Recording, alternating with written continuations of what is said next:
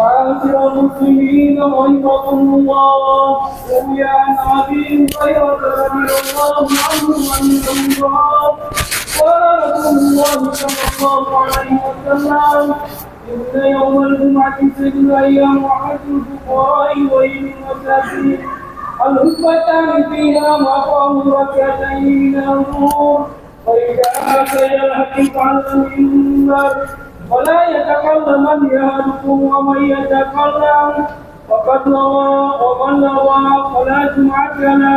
أنصتوا واستمعوا وأطيعوا رحمكم الله. اللهم قوي الإسلام من المسلمين والمسلمات والمؤمنين والمؤمنات وسيرهم على أموال الدين. رب اغفر لنا منك بالعلم برحمتك يا أرحم الراحمين. إن الله وملائكته يصلون على النبي يا أيها الذين آمنوا صلوا عليه وسلموا تسليما.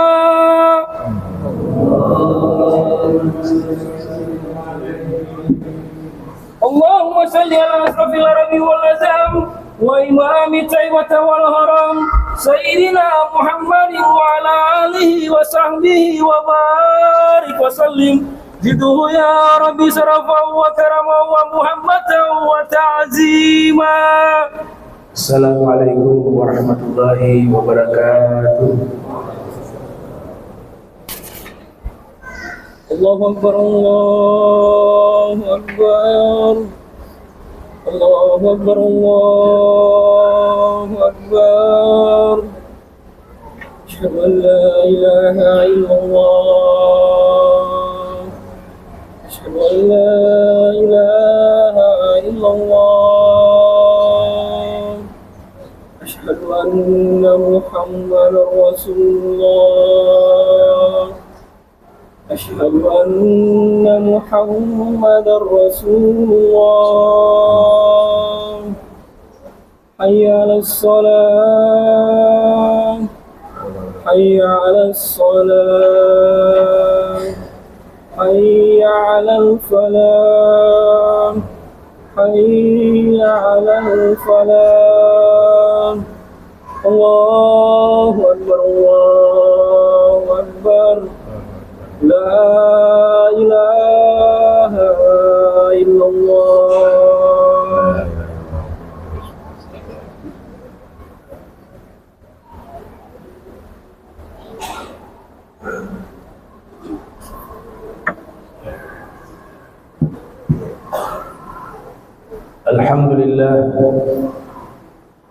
Alhamdulillahi rabbil alamin, nasta'inu wa nastaghfiruh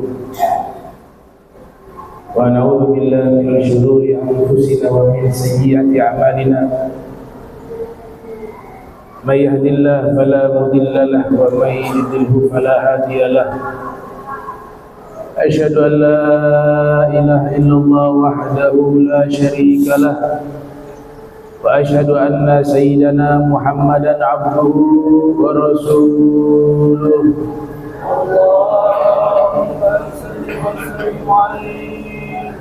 Allahumma salli wa sallim wa karrim wa zid ala sayyidina wa habibina wa qudwatina wa qurratu a'yunina maulana Muhammad wa ala alihi wa sahbihi ajma'in. Amma ba'du, fa ya ayyuhan nas usikum wa nafsi bi taqwallah faqad faza man ittaqa. Subhanak la ilma lana illa ma 'allamtana innaka antal alimul hakim. Rabbi israh li sadri wa yassir li amri wahlul 'uqdatan min lisani yafqahu qawli wa saddid lisani wahdi qalbi bihaqqi sayyidina Muhammadin sallallahu alaihi wa alihi wasallam. Wa qad qala Allah subhanahu wa ta'ala fil Qur'anil Karim, a'udzu billahi minasy syaithanir rajim, bismillahirrahmanirrahim. Wa laqad wasayna alladhina utul kitaba min qablikum wa iyyakum an ittaqullah. Sadaqallahul azim wa sadaqa rasulul karim. Alhamdulillah, puji syukur kehadirat Allah, salawat salam senantiasa tercurahkan kepada junjungan mulia Nabi tercinta Nabi Yuna Muhammad sallallahu alaihi wasallam beserta segenap keluarga beliau, sahabat beliau dan umat beliau yang senantiasa melaksanakan ajaran beliau hingga akhir masa nanti. Ma'asyiral muslimin rahimakumullah. Kita masih berada di bulan Muharram, bulan al-jihad fi sabilillah, bulan yang mengingatkan kita bahwa kehidupan ini adalah perjuangan. Banyak peristiwa-peristiwa yang terjadi di bulan Muharram yang mengajarkan kepada kita untuk menjadi seorang mukmin yang selalu al-jihad, berjuang, berjihad di jalan Allah Subhanahu wa taala. Setelah jihad yang dilakukan, perjuangan yang dilakukan, maka akan datang kemenangan, fathun dan pertolongan dari Allah, wa nasrullah. Nabi Nuh alaihi salam berdakwah kepada kaumnya siang malam beratus-ratus tahun. Setelah berjuang, maka setelahnya Allah berikan pertolongan dan kemenangan. Wa qala rabbi inni da'awtu qaumi laila wa nahara falam yajidhum du'ai illa firara wa inni kullama da'awtahum litaghfira lahum ja'alu asabi'ahum fi adanihim wastaghshaw thiyabahum wa asarru wastakbaru istikbara thumma inni da'awtahum jihara thumma inni a'lantu lahum wa asrartu lahum israra fa qultu astaghfiru rabbakum innahu kana ghaffara yursilis samaa'a 'alaikum midrara wa yumdidukum bi amwalin wa banina wa yaj'al lakum jannatin wa yaj'al lakum anhara. Ayat ini menerangkan bahwa ketika Nabi Nuh berjuang, berdakwah, maka setelahnya Allah berikan pertolongan dan kemenangan. Begitu juga Nabi Allah Ibrahim, beliau menghadapi Namrud. Di awal-awal dakwahnya, ia berjuang, berjihad, bahkan dilemparkan ke dalam api. Maka Allah Ta'ala berfirman, faqulna ya nar kuni bardan wa salama ala Ibrahim. Wahai api, jadilah kamu dingin dan selamat kepada Nabi Allah Ibrahim. Setelah itu Namrud dibinasakan dan Nabi Ibrahim meraih kemenangan dan pertolongan dari Allah Subhanahu wa taala. Demikian juga Nabi Musa, tepat di bulan Muharram Allah taala menggambarkan bagaimana Nabi Musa menghadapi Firaun. Beliau berjihad, berjuang di dalam dakwah, di dalam ketundukannya kepada Allah Subhanahu wa taala. Maka setelah perjuangan dan jihad yang beliau lakukan, tepat 10 Muharram, Allah Ta'ala selamatkan Nabi Musa dan Allah Ta'ala tenggelamkan Fir'aun dengan pasukannya. Maka setelah itu datang kemenangan dan pertolongan dari Allah Subhanahu wa Ta'ala. Begitu juga Nabi kita Muhammad sallallahu alaihi wasallam, setelah berjuang, berdakwah 13 tahun di kota Makkah, kemudian beliau berhijrah ke kota Madinatul Munawwarah. Selama 10 tahun beliau berjuang. Total 23 tahun perjuangan dakwah beliau. Maka Allah berikan kemenangan dan pertolongannya setelah itu kepada Nabi Muhammad sallallahu alaihi wasallam. Idza jaa nasrullahi wal fath wa ra'aitan nasa yadkhuluna fi dinillahi afwaja. Maka ini adalah hikmah yang perlu kita ambil dan kita petik, bahwa siapapun kita selama hidup di dunia, setiap kita memiliki masalah dan problem. Tidak ada satu manusia yang hidup di muka bumi ini tanpa ada masalah. Tapi harus diingat, ketika kita hidup di dunia, kita mengikuti seluruh aturan Allah dan kita berjuang menjalankan perintah Allah di dunia ini, maka akan kita meraih kemenangan dan pertolongan Allah di akhir-akhir kehidupan kita. Sebagaimana yang telah ditunjukkan di dalam sejarah para nabi, kaum aulia wassalihin, mereka berjuang terlebih dahulu. Setelah berjuang, maka mereka mendapatkan fathun wa nasrullah, kemenangan dan pertolongan dari Allah Subhanahu wa taala. Kemudian momentum Muharram tidak bisa dipisahkan tentang peristiwa sejarah syahidnya Al-Imam Al-Husain ibn Ali bin Abi Thalib, yang beliau wafat pada tanggal 10 Muharram di hari Kamis pada tahun 61 Hijriah. Al-Imam Husain, beliau mendapatkan kemuliaan yang luar biasa dari Allah Subhanahu wa taala. Kita sebagai umatnya Rasul sallallahu alaihi wasallam jadikan momentum Muharram untuk kembali mengkaji, mempelajari, membaca biografi Al-Imam Al-Husain, dan kita mengambil sifat-sifat mulia dan keteladanan beliau untuk kita terapkan di dalam hidup ini. Tempat beliau di Karbala, beliau dengan 72 pasukannya terbunuh syahid fi sabilillah. Bahkan 72 pasukannya ini adalah orang-orang yang mereka dipilih oleh Allah Ta'ala untuk berada di barisannya Al-Imam Al-Husain. Ada tokoh India yang terkenal, Mahatma Gandhi. Dia pernah mengatakan ketika membaca dan mempelajari biografi Imam Husain dan peristiwa Karbala, dia mengatakan, seandainya saya memiliki 72 pasukan yang dimiliki oleh Imam Husain, maka saya akan mampu memerdekakan India selama 1 hari 1 malam. Ini menunjukkan kekaguman tokoh-tokoh besar terhadap Imam Husain dan pasukannya. Al-Imam Husain adalah seorang yang amat dicintai oleh Nabi Muhammad sallallahu alaihi wasallam. Bahkan di dalam kitab-kitab tarikh disebutkan jauh sebelum beliau lahir, itu Nabi Allah Yunus alaihissalam yang juga tinggal di wilayah tersebut berdekatan dengan Karbala di Nainawa di Irak, itu setiap setahun sekali ziarah ke Karbala. Nabi Yunus alaihissalam, para sejarawan mengatakan Nabi Yunus berziarah ke Karbala hanya dengan satu tujuan, yaitu mengenang peristiwa terbunuhnya Imam Husain di tempat tersebut. Di khutbah singkat ini saya akan memaparkan keistimewaan Imam Husain berdasarkan riwayat-riwayat dari para ulama ahli sunnah wal jamaah yang termuat di dalam kitab-kitab hadis mereka. Al-Imam Husain diberikan gelar Habibu Rasulillah sallallahu alaihi wasallam, orang yang amat dicintai oleh Rasulullah sallallahu alaihi wasallam.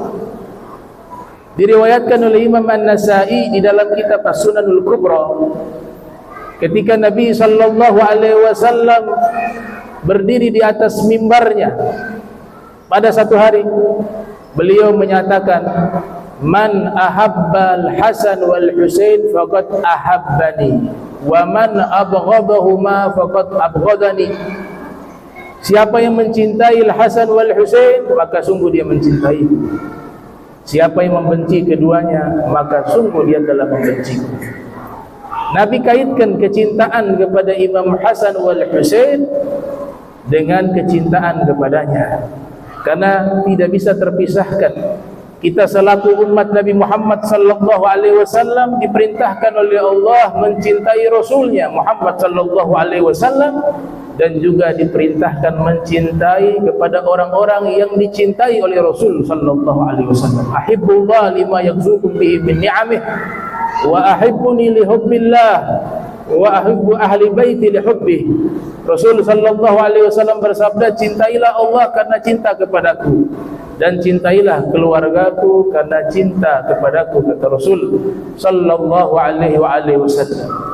Keistimewaan yang kedua, Al-Imam Husain diberikan gelar pemimpin pemuda ahli surga, sebagaimana hadis yang diriwayatkan oleh para ulama hadis, di antaranya oleh Ibnu Hibban wa ghairuhum. Rasul sallallahu alaihi wasallam bersabda, sayyidash syababi ahlil jannah Al-Hasan wal Husain. Pemimpin pemuda-pemuda ahli surga adalah Al-Hasan wal Husain. Hadis ini menggambarkan bahwa Al-Imam Husain telah dijamin oleh Allah Subhanahu wa taala berada di dalam surga. Dan bukan hanya itu, beliau dipilih sebagai pemimpin pemuda-pemuda ahli surga. Keistimewaan yang ketiga, beliau mendapatkan gelar Asy-Syahid, yaitu orang yang wafat di jalan Allah Subhanahu wa taala. Syekh Nawawi Al-Bantini di dalam kitabnya Nuruz Zalam ala Syarhi Aqidatil Awam mengemukakan sebuah riwayat malaikat Jibril pada satu hari datang membawa pasir yang dimasukkan di dalam qarurah, sebuah botol, kemudian diserahkan kepada Nabi Muhammad sallallahu alaihi wasallam. Kata malaikat Jibril, wahai Rasulullah, ini adalah tanah Karbala. Jika tanah ini berubah menjadi merah, ketahuilah pada saat itu cucumu Al-Imam Husain telah dibunuh dalam keadaan terzolimi dan dalam keadaan syahid fi sabilillah. Maka Nabi kita Muhammad sallallahu alaihi wasallam menerima botol tersebut dan diserahkan kepada istrinya Ummu Salamah, dan memberikan wasiat kepada Ummu Salamah bahwa botol ini dijaga, dan jika tanah yang ada di dalam botol ini berubah menjadi merah, maka ketahuilah bahwa putraku, beliau sebut putraku di situ, Imam Husain telah dibunuh. Ya Ummu Salamah, idza sar hadat turab dama faqad qutila al-Husain ibni. Kata Nabi kita Muhammad SAW, wahai Ummu Salamah, seandainya atau nanti jika tanah ini berubah menjadi merah, maka sungguh telah terbunuh putraku Imam Husain. Sabda Rasul sallallahu alaihi wasallam. Ternyata waktu berjalan setelah wafatnya Nabi pada tahun 10 Hijriah, wa fir riwayah 11 Hijriah, kemudian tepat pada tahun 61 Hijriah 10 Muharram di hari Kamis, tanah itu berubah menjadi merah. Maka Ummu Salamah mengatakan kepada kerabat-kerabatnya bahwa hari ini telah terbunuh Al-Imam Husain, dan benar kenyataannya pada waktu tersebut Al-Imam Husain terbunuh sebagai syahid fisabilillah. Ini satu kemuliaan.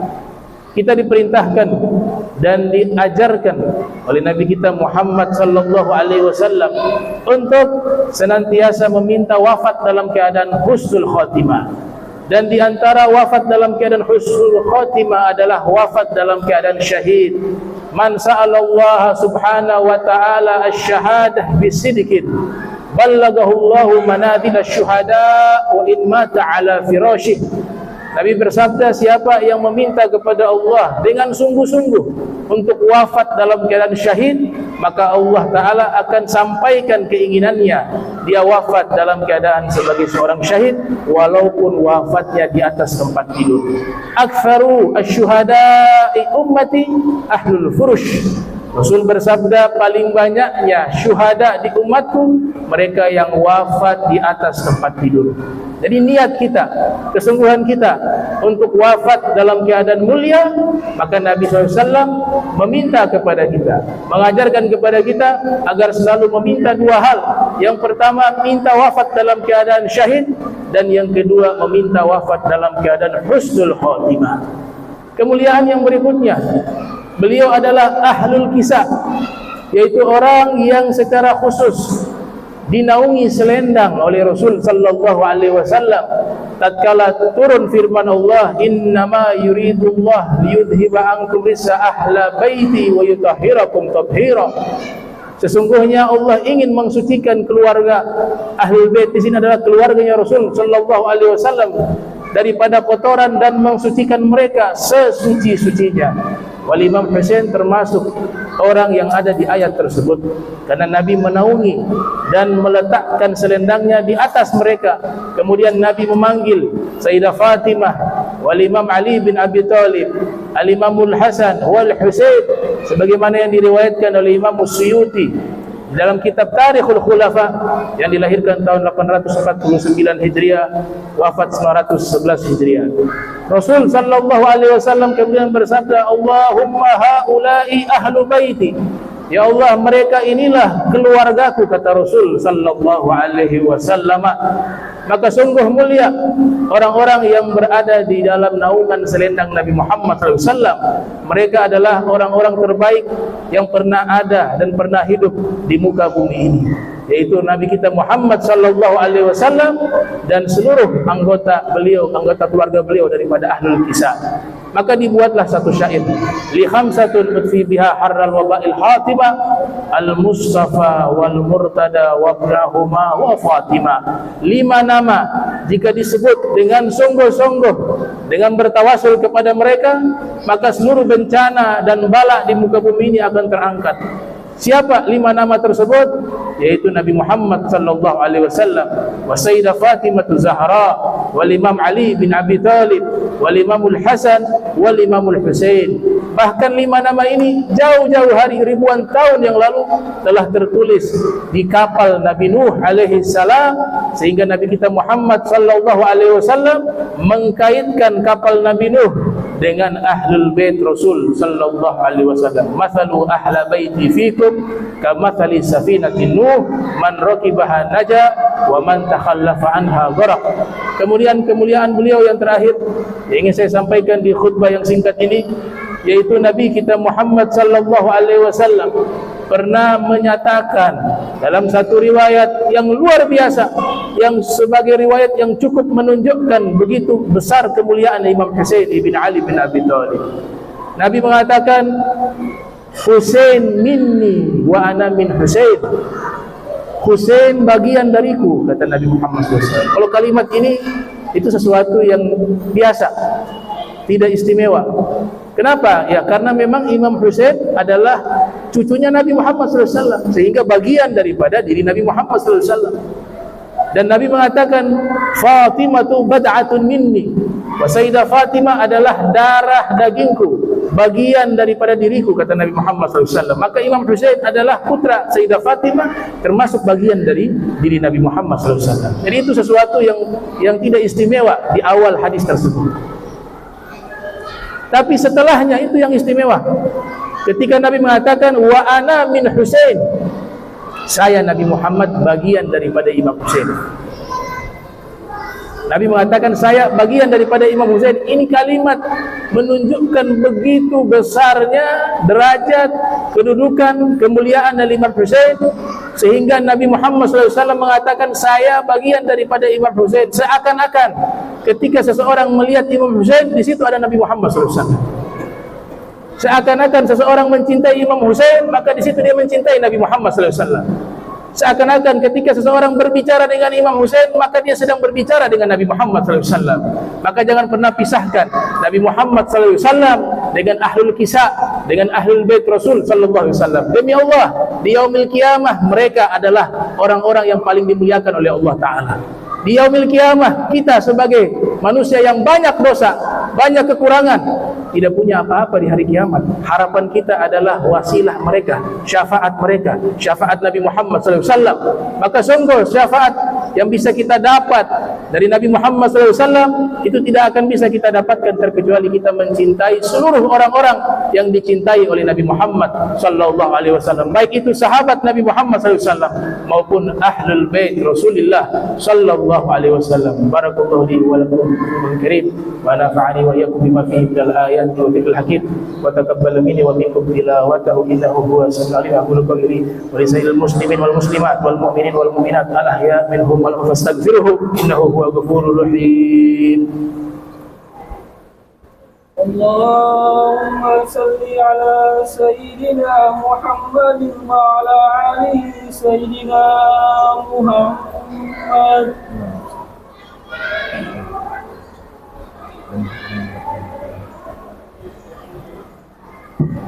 Alhamdulillah, alhamdulillahi rabbil alamin. Allahumma salli wa sallim wa barik ala Sayyidina Muhammad al-Fatih li wal khatim lima sabaq wa nasr al-haq bil haq wa hadi ila siratikal mustaqim wa ala alihi wa sahbihi haqqa qadrihi wa miqdarihi al-azim. Allahumma salli wa sallim ala Sayyidina Muhammad wa ala alihi wa sahbihi ajma'in. Amma ba'du, fa ya ayuhan nas ittaqullah وحاضر الجمعة والجماعات. فقال الله سبحانه وتعالى يا أيها الذين آمنوا إذا نودي للصلاة من يوم الجمعة فاسعوا إلى ذكر الله وذروا البيع ذلكم خير لكم إن كنتم تعلمون فإذا قضيت الصلاة فانتشروا في الأرض وابتغوا من فضل الله واذكروا الله كثيرا لعلكم تفلحون واعلموا أن الله تعالى صلى على النبي قديما فقال الله سبحانه وتعالى إن الله وملائكته يصلون على النبي يا أيها الذين آمنوا صلوا عليه وسلموا تسليما.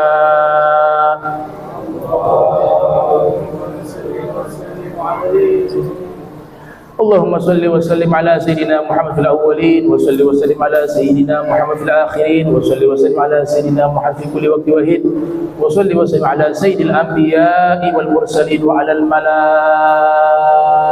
المقربين وعلى عباد الله الصالحين من أهل السماوات والأرضين ورضي الله تبارك وتعالى سادتنا سيدنا أبي بكر وعمر وعثمان وعلي وسائر الأصحاب رسول الله أجمعين والتابعين لهم بإحسان إلى يوم الدين وانصرنا وارحمنا معهم برحمتك يا أرحم الراحمين. اللهم ارحمنا والطف بنا واحفظنا وانصرنا وفرج عنا والمسلمين. اللهم اكفنا وإياهم شر مصائب الدنيا والدين. اللهم اصلحنا واصلح من في صلاح الإسلام والمسلمين. اللهم لا تهلكنا واهلك من في خلق صلاح الإسلام والمسلمين. اللهم ادفع عنا وارفع عنا والمسلمين الأذى والبلاء والوباء والفحشاء والمنكر والأمراض والأسقام والحروب والفتن والمهن وجميع أنواع البلاء ما ظهر منها وبطن برحمتك يا أرحم الراحمين.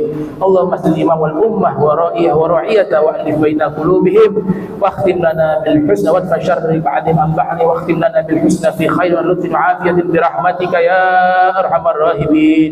اللهم ادفع عنا والمسلمين الغلاء والبلاء والوباء والفحشاء والمنكر والسيوف مختلفة والشدائد والفتن والمحن ما ظهر من وبطن من بلدنا هذا خاصة ومن بلدان المسلمين عامة إنك على كل شيء قدير. اللهم من المسلمين في القدس والغزة وفي كل فلسطين اللهم كن لهم عونا ونصيرا. اللهم عليك باليهود الظالمين وزناد الفاسدين. اللهم احصهم عددا واقتلهم بددا ولا تغادر منهم أحدا. اللهم أرنا فيهم عجائب قدرتك واجعلهم عبرة لغيرهم يا رب العالمين. اللهم انصر إخواننا المسلمين المستضعفين في فلسطين. اللهم فك كيد أسراهم وفرج عنهم كربهم. اللهم اشف مرضاهم وقوي عاجزهم. اللهم اعن على بل وحول عليهم يا رب العالمين.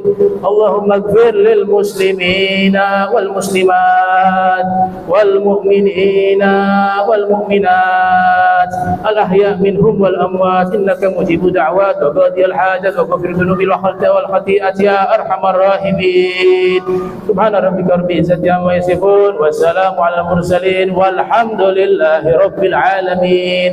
عباد الله إن الله يأمر بالعدل والإحسان وإيتاء ذي القربى وينهى عن الفحشاء والمنكر والبغي يعظكم لعلكم تذكرون. اذكركم وشكرا فاسألوا فإن الله العظيم. وأقيموا الصلاة.